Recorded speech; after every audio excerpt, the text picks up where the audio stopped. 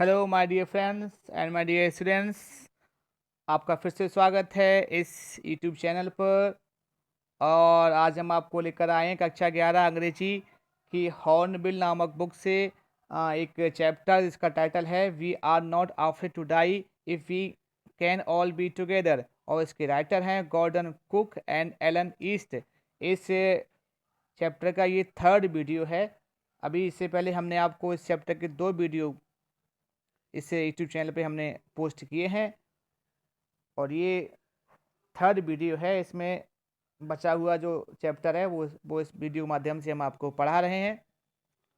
और यदि आपने अभी तक इस चैनल को सब्सक्राइब ना किया है तो इसे आप सब्सक्राइब कर दें, जिससे कि आपको इस चैनल से जुड़ी हुई सारी जानकारी प्राप्त होती रहे। अब हम इसे जो शेष जो लेसन बचा है उसको हम पढ़ते हैं और आप इसे देखते जाएंगे, समझने का पूरा प्रयास करेंगे। I checked and rechecked my calculations. मैंने अपनी गणनाओं को जांचा और उसके बाद मैंने पुनः जांच फिर से की। We had lost our main compass and I was using a spare which had not been corrected for magnetic variation. हम अपनी मुख्य कंपास खो चुके थे। मैं वहाँ पे एक अतिरिक्त वाली प्रयोग कर रहा था जिसे चुंबकीय परिवर्तनों के लिए ठीक नहीं किया था। I made an allowance for this and another estimate for the influence of the westerly currents which flow through this part of the Indian Ocean. मैंने इसके लिए गुंजाइश रखी तथा हिंद महासागर के इस भाग में चलने वाली पश्चिमी हवाओं के प्रभाव का मैंने आकलन किया। About 2 p.m., I went on deck and asked Larry to steer a course of 185 degrees. सायंकाल को इवनिंग में मैंने लगभग 2 बजे मैं डेक पर गया तथा लैरी को नाव को चलाने के लिए 180 डिग्री के मार्ग पर करने के लिए कहा। If we were lucky, I told him with a conviction I did not feel he could expect to see the island at about 5 p.m. जो मुझे अनुभव नहीं हो रहा था कि वह 5 बजे सायं तक द्वीप पर पहुंचने की आशा कर सकते हैं। उसने कहा यदि ऐसा हुआ, इस प्रकार से आपने नाव चलाई तो हम 5 बजे शाम तक जो है वो उस द्वीप पर पहुंचने का पूरा प्रयास कर सकते हैं। Then with a heavy heart I bent below, climbed on my bunk and amazingly dozed off. फिर उदासी के साथ मैं नीचे आकर बंक में चढ़ गया तथा बड़ा सरप्राइज की बात यह है कि मुझे नींद आ गई। जब इंसान ज़्यादा थक जाता है तो उसे नींद आ ही जाती है। वेन आई वोक एट वो इट वॉज 6 p.m. जब जब सोया तो 5 बजे थे लगभग, और जब मैं जगा तो उस समय लगभग 6 बज गए थे और अंधेरा हो रहा था। एंड ग्रोइंग डार्क, अंधेरा हो रहा था। I knew we must have miss the island and with the sail we had left was couldn't hope to beat back into the westerly winds. मैं जान गया था कि द्वीप पीछे रह गया है पर तथा पाल हमारे पास रह गया था, उससे हम पश्चिमी हवाओं के विरुद्ध आगे नहीं बढ़ सकते थे। अब आगे देखेंगे। एट दैट मोमेंट अ टोल्स्ट had appeared by my bunk. Can I have a hug? Jonathan asked. Sue was right behind him. उस पल मेरे बंक के पास अस्त व्यस्त बालों वाला सिर दिखाई दिया। क्या मैं गले लग सकता हूँ? जोनाथन ने पूछा। स्यू भी ठीक उसके पीछे खड़ी हुई थी। Why am I getting a hug now? I asked. अब मुझे गले क्यों मिलना चाह रहे हो? मैंने उससे पूछा। Because you are the best daddy in the whole world. क्योंकि आप पूरे विश्व में सर्वोत्तम डैडी हैं। And the best captain my son replied. तथा सर्वोत्तम कैप्टन भी हैं आप जहाज के, मेरे बेटे ने ये बात करके मुझे उत्तर दिया।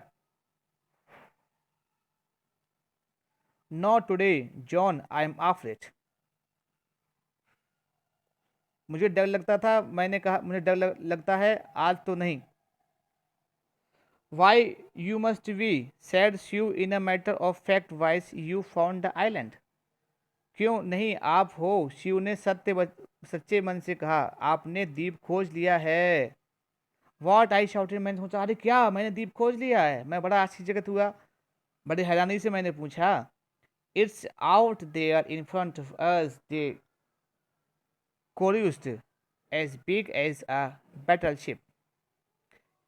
भाई हमारे सामने है, देखो वो द्वीप हमारे सामने है। वे दोनों एक साथ बोले, इतना बड़ा जितना कि युद्धपोत है, बैटलशिप। अब क्या हुआ? I rushed on deck and gazed with relief at the stark outline of isle Amsterdam. मैं डेक पर दौड़ता था। आइल एम्स्टर्डम नंगी बहिर्रेखा को देखकर चैन की मैंने सांस ली। It was only a bleak piece of volcanic rock with little vegetation, the most beautiful island in the world. यह ज्वालामुखी उजाड़ पत्थर का टुकड़ा था जिस पर वनस्पति केवल नाम मात्र की थी, परंतु ये जो टुकड़ा जो था, ये जो आइल जो था, वह विश्व का सबसे सुंदर आइल था, विश्व का सबसे सुंदर द्वीप था।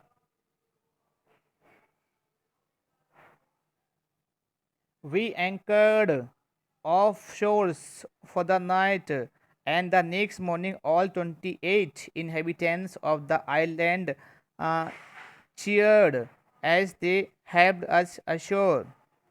हमने पूरी रात तट से परे लंगर डाले रखा तथा अगले दिन सुबह द्वीप के सभी 28 वासियों ने हमारा साहस बढ़ाया तथा हमें तट पर ले गए।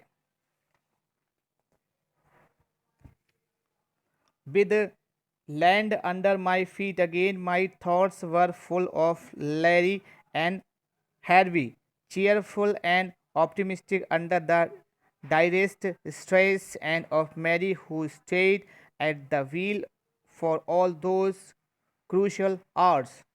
फिर से भूमि पर खड़े होने के बाद मैं सोचने लगा कि लैरी तथा हवी के बारे में, जो अभी अति भयंकर समय में भी प्रसन्न तथा आशावादी रहे।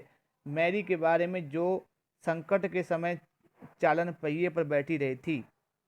और उन सबसे अधिक मेरे मन में उस 8 वर्षीय, अब इसके बाद लेखक कहता है, मोस्ट ऑफ ऑल, उन सबसे अधिक, I thought of A 7 years old girl, उन सबसे अधिक मैंने उस 7 वर्ष की लड़की के बारे में सोचा। Who did not want us to worry about the head injury, जिसको सिर में चोट लग गई थी, लेकिन उसने फिर भी उस चोट की चिंता किए बिना ही मुझे उसने कोई परेशान ना किया।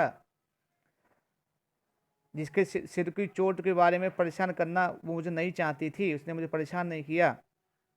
which subsequently took 6 minor operations to remove a recurring blood clot between skin and skulls. बाद में चमड़ी तथा खोपड़ी के बीच बार बार होने वाले खून के थक्के को निकालने के लिए 6 लघु ऑपरेशन करने पड़े थे, तब बच्ची मेरी वो ठीक हो पाई थी बाद में चलकर। End of a 6 year old boy, और मेरा वो 6 साल का लड़का, who was not after to die, जिसे मरने से डर नहीं लगा था। अब लेखक कहता है, देखो मेरे जो दोनों नाविक थे, उन्होंने उस भयंकर परिस्थिति में भी आशावादी होकर उन्होंने नाव चलाई।